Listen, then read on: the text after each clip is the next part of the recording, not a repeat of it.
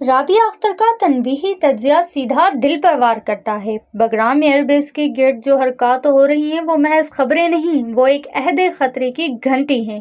اگر بیرونی قوتیں یہاں دوبارہ قدم رکھیں گی، نئی عالمی سرد جنگ میں پاکستان کو بہت کچھ دینا پڑے گا، جیسے پاکستان کے فضائی راستے، انٹیلیجنس تعاون اور لاجسٹکس، مگر ان کی سیاسی قیمت بہت بھاری ہوگی۔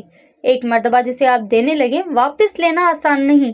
انہوں نے واضح کیا کہ اس سے اسٹریٹجک الجھاؤ، چین کے ساتھ طے صف بندی، علاقائی رد عمل اور تاریخی بدابر منظر نامے کا خطرہ بڑھ جائے گا۔ رابعہ اختر نے زور دے کر کہا کہ پارلیمانی نگرانی پالیسی میں دو ٹوک سرخ لکیریں اور سی پیک جیسے اہم اثاثوں کی حفاظت وقت کی ضرورت ہے۔ یہ بیان آپ کو سوچنے پر مجبور کر دے گا کہ اسٹیجنگ ایریاز یا عارضی مراکز کب مستقل بن جاتے ہیں، اور جب وہ مستقل ہو جائیں تو قیمت کون چکائے گا؟ پاکستان کو فیصلہ کرنا ہوگا، تنازع کا حصہ بننا یا اپنی راہ پر مضبوطی سے چلنا۔